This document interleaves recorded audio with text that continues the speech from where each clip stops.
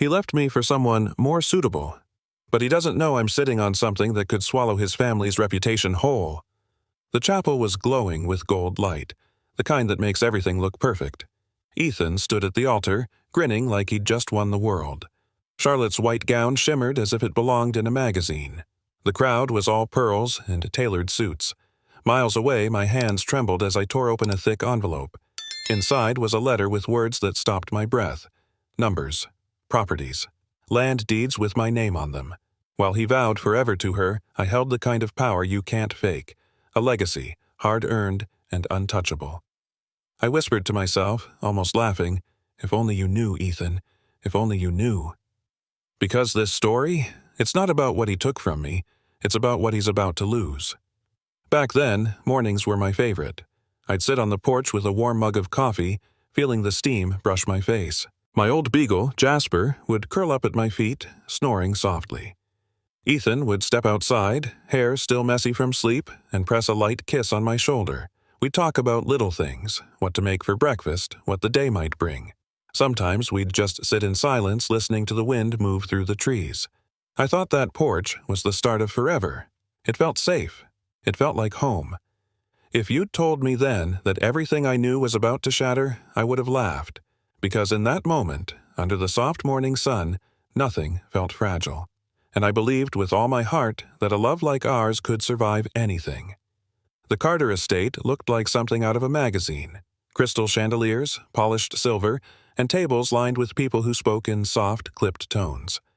I walked in on Ethan's arm, smiling, trying to ignore the way conversations dipped when eyes landed on me. His mother's gaze swept over me slowly, like she was inspecting a piece of furniture she didn't order.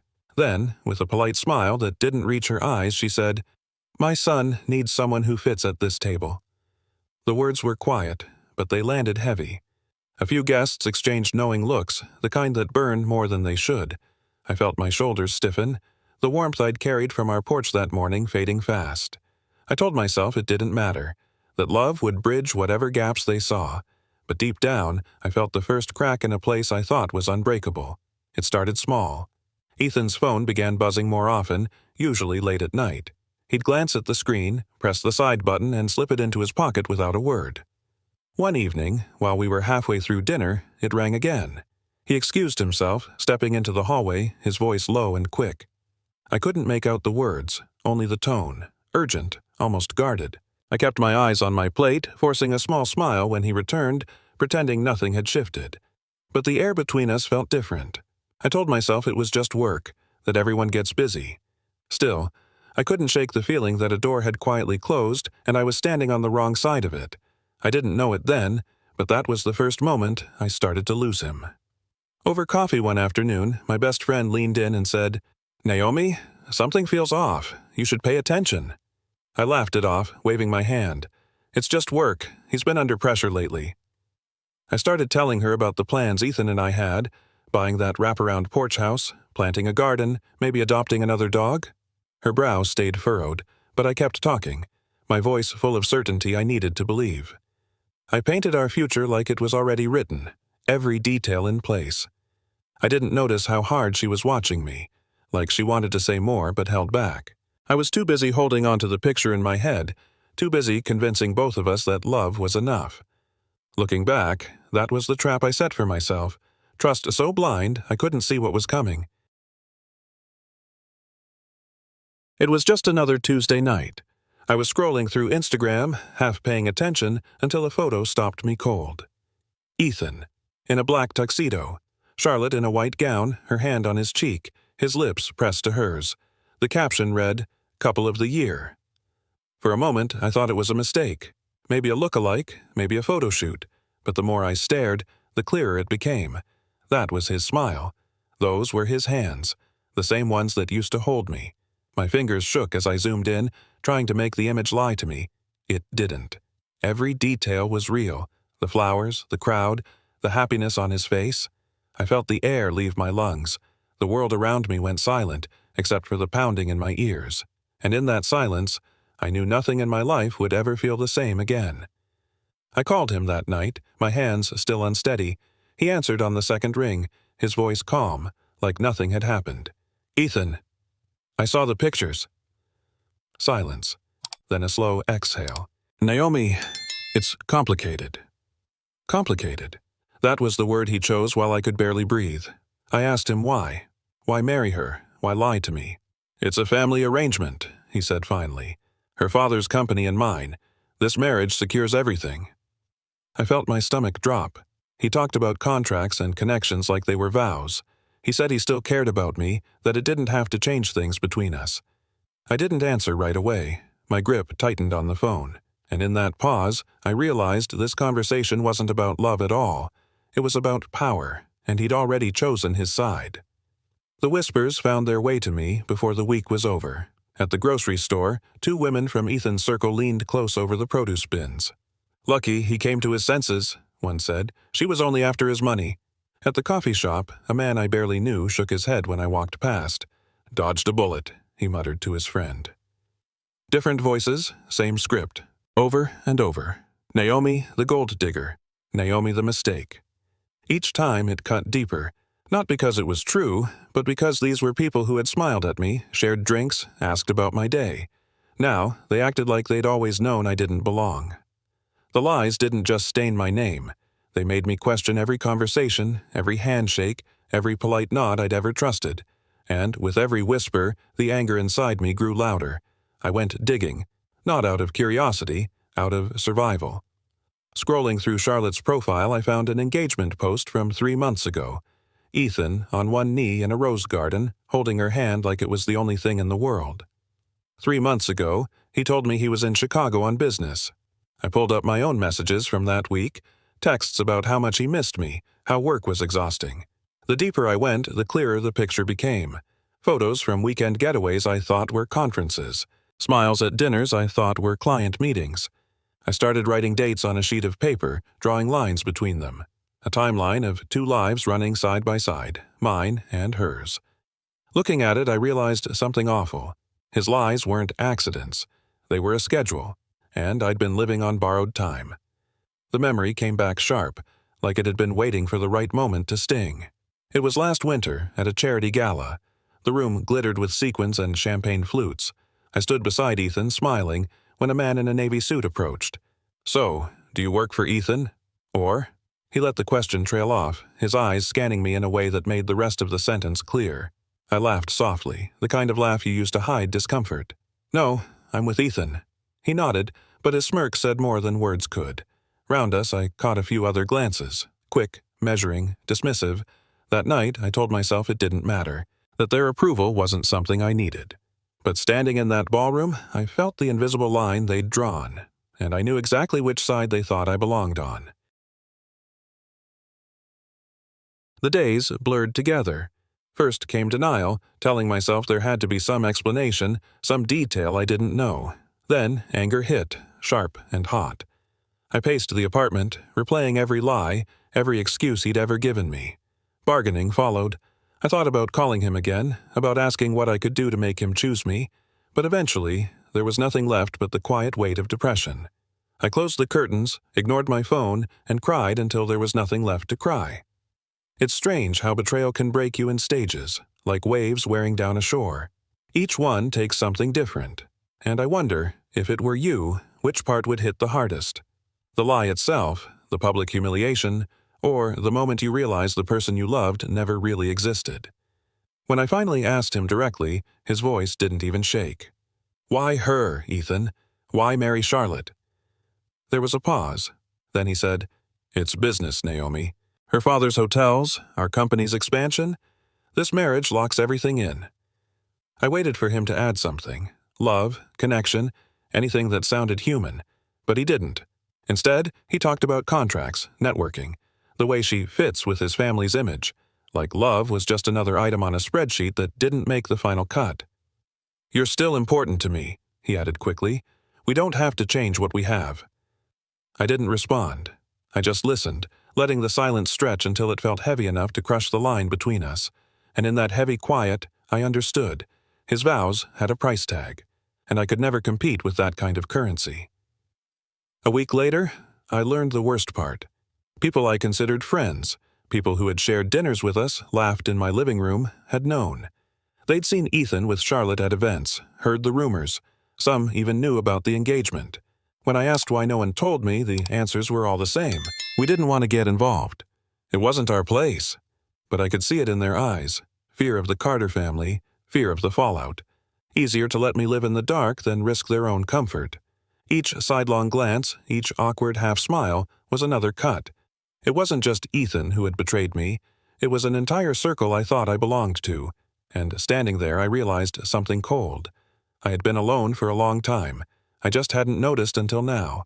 I stood in front of the bathroom mirror, the harsh light making every line on my face feel deeper. My eyes were red, my lips dry from nights of silence. I touched the edge of the sink, steadying myself, and whispered, "What do I have left? Besides a broken heart." The reflection stared back at me like it was someone I used to know, someone softer, someone who still believed love was enough. I thought about the years I'd given, the plans I'd made, the version of myself I'd built around him. Without Ethan, it felt like all of it had collapsed into nothing. I closed my eyes, trying to remember what it felt like to stand on my own. The truth was, I couldn't. Not yet. But somewhere under the ache, a question began to form. If all I had left was me, would that ever be enough? One by one, I erased him.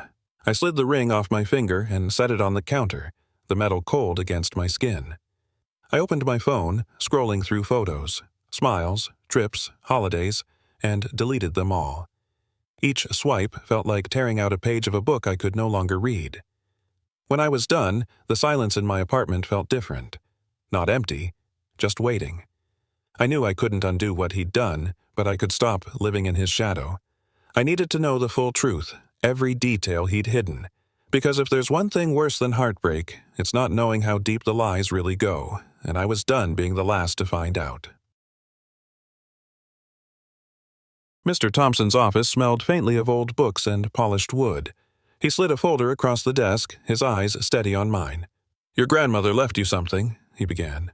"Land. Quite a lot of it." At first, I didn't understand. Then he told me the story. How the property had been taken from her family during the Jim Crow era. How she fought for years to win it back, refusing to sell when developers came knocking. Instead, she leased it, invested the income, and built a quiet fortune, piece by piece, decade after decade. I ran my fingers over the old deeds, her name written in careful ink. She'd been carrying a victory in silence, and now it was mine to hold. In that moment, I realized this wasn't just an inheritance. It was a legacy born from resistance, and it was about to change everything. The numbers didn't look real at first. Page after page, Mr. Thompson laid it out. Property values, rental income, investment portfolios, all of it adding up to a figure so large I had to read it twice. 7 digits. More than I could have earned in a lifetime of nursing shifts. He handed me the titles, thick paper, embossed seals, my name printed clear. I traced the edges like they might vanish if I blinked. For the first time in weeks, the tears came without pain. They weren't for Ethan or what I'd lost. They were for the weight that had lifted, for the freedom I'd never dared to imagine. It wasn't just money. It was a key, one that could unlock a life no one could take from me again, and as I held it, I knew. I was no longer the woman he left behind. I was someone he'd never see coming. I didn't tell a soul, not my friends, not my coworkers, especially not Ethan. Instead, I drove out to the property one quiet morning. The land stretched wide under the winter sky, the grass brittle and gold. At the center stood a massive oak, its branches twisting like they'd been holding the wind for generations. I placed my hand against the bark, rough and cool, and thought about my grandmother. How many times had she stood here, refusing to give this up? The silence felt heavy, but not lonely. It was the kind of silence that holds strength. I decided then, this was mine to protect, mine to grow, and when the time was right, I'd decide who deserved to know about it. For now, I'd let the world keep underestimating me. It would make what came next all the more powerful. It didn't take long for the rumor to spread. I never said a word, but somehow people heard I was about to come into money. The change was instant. The same neighbors who used to avoid eye contact at the store now waved like we were old friends. Women from Ethan's circle, who once looked me up and down in silence, suddenly greeted me with warm smiles and drawn-out compliments.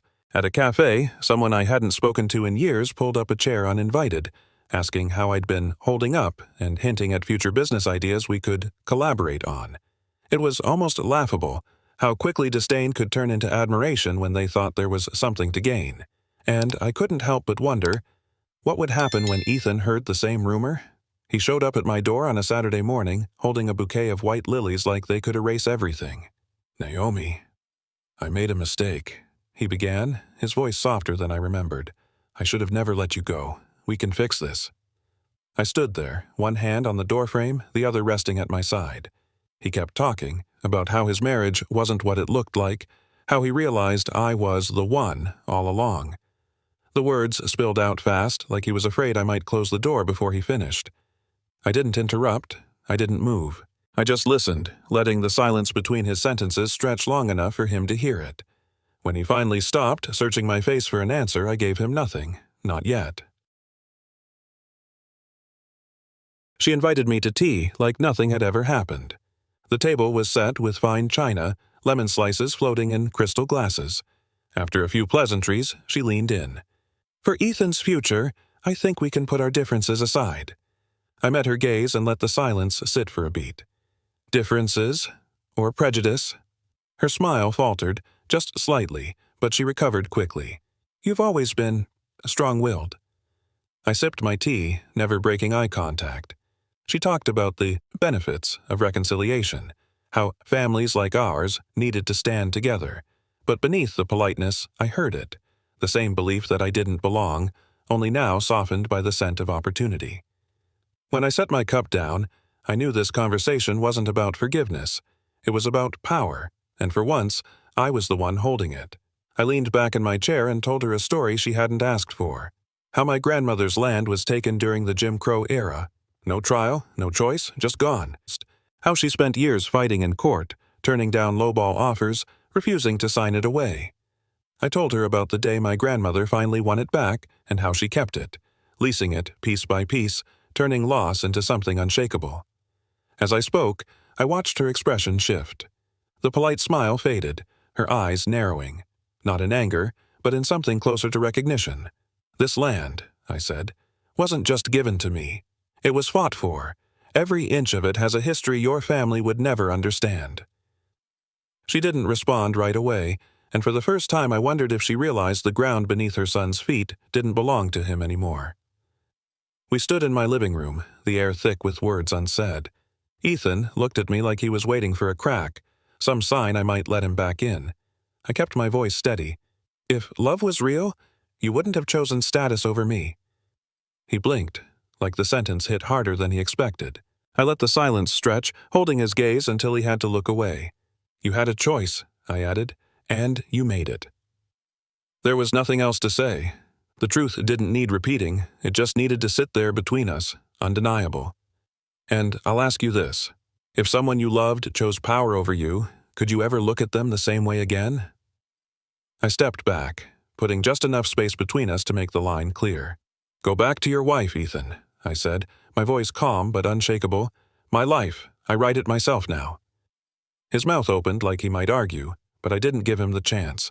I stood tall, shoulders squared, feet planted like roots. For years, I'd bent myself to fit into his world. This time, I wasn't moving. He glanced at the door, then back at me, realizing there was nothing left here for him to bargain with. I didn't raise my voice. I didn't need to. The strength was in the finality, in the fact that I meant every word. And as he turned to leave, I knew this wasn't just the end of us. It was the start of something entirely mine. The door clicked shut behind him, the sound echoing through the quiet. I didn't stand there and replay the moment. I walked straight to my desk, pulled out a blank notebook, and wrote 3 words at the top of the page. Women like me. Underneath, the plan took shape. Scholarships, legal aid, seed funding for women of color starting businesses, a network that could turn survival into success. Each line I wrote felt like reclaiming a piece of myself. This wasn't about proving anything to Ethan or his world. This was about building something they could never touch. I glanced at the closed door one last time. He was gone, but in the space he left behind, something new was already growing, and this time I was the one holding the pen. The realtor pressed the keys into my palm, cool metal against warm skin. I stepped onto the porch, the wide wooden boards creaking softly beneath my feet. The air smelled of fresh paint and cut grass. From here, I could see the sun dipping low, spilling gold and pink across the horizon. I leaned against the railing, feeling the smooth grain under my hands, and let the quiet settle around me. This was the house Ethan once showed me in a photo, saying it was where we'd grow old together. Only now, it was mine. No shared plans, no empty promises. Just a space that belonged to me, paid for in full, with a future I controlled. As the last bit of sun slipped away, I smiled. Some dreams don't die. They just find a better owner. The room buzzed with quiet excitement, the kind that builds before something big begins. On the stage, a banner read, "Women Like Me Fund." Opening doors, changing lives. I stepped up to the microphone, my heart steady. Faces in the crowd, young women, mothers, entrepreneurs with notebooks in hand, looked back at me with hope in their eyes. I spoke about opportunity, resilience, and the power of not just surviving, but thriving. When the first grants were announced, the recipients hugged each other, some wiping away tears. A single mom starting her catering business, a college student launching a tech app, a woman who'd fought for years to open her own salon. Each story was a reminder. This was bigger than me. As the applause filled the room, I knew this wasn't just a fund. It was a future taking root in dozens of lives at once. We sat on my porch as the late afternoon light spilled gold across the yard. Marcus leaned back in his chair, a book resting in his lap.